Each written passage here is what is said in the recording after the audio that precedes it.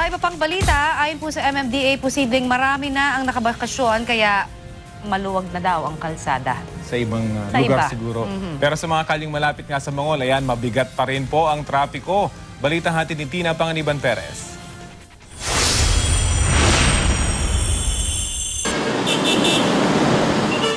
Kakambal na ng Christmas rush ang traffic. At dahil ilang tulog na lang ay Pasko na, marami nang naghahabol ng panregalo. At isa sa mga paboritong dayuhin, ang Divisoria. Kakalabas lang namin ng GMA at pupunta kami ng Divisoria. Titingnan namin kung gaano katagal yung aming biyahe o orasan namin ito.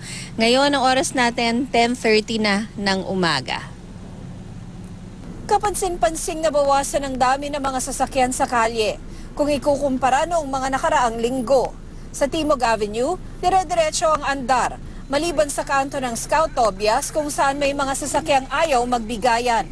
Sa Quezon Avenue naman, nakaproblema lang sa tunnel papuntang Espanya dahil may nagbanggaan. Pagdating sa Abad Santos, kumanan kami dahil may harang na tali padiretso ng mga shopping mall. Malayo ang U-turn sa may intersection pa ng Abad Santos at may Haliga Street.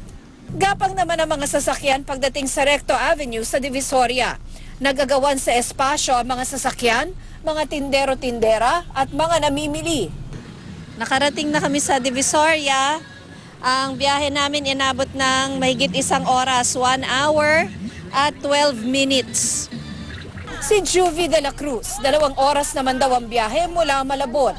3 sakay raw siya ng jeep para makarating dito. Siyempre mahirap pa, mainit, gano'n. Pero Sanay na rin ako sa mga ganitong okasyon eh. galing sa ngandaan naman si Liza Lapinya. Sa daanan, napakahirap sumiksik. Lalo na sa ganitong daming tao. Tapos pag mag-jeep ka, traffic. Traffic pa, ilang oras ka bago makauwi ng bahay. Ayon sa MMDA, lumuwag na raw ang trapiko nitong mga nakaraang araw. Maaring marami na raw ang nakabakasyon na. Isa pang nakatulong daw sa maluwag na traffic, hindi na bumabalandra sa kalsada ang mga provincial bus. Umalis kami ng Divisoria ng 2:50 p.m. papunta sa Mega Mall sa EDSA. Moderate ang traffic na bumibigat sa ilang kalyeng malalapit sa mga mall. Dakong 4:26 p.m., nakarating din kami sa mall. Inabot ng halos 2 oras ang aming biyahe. Parang parking lot ang Shaw Boulevard palabas ng EDSA northbound. Pero paglabas ng EDSA, moving na ulit ang traffic. Tina Panganiban Perez, GMA News.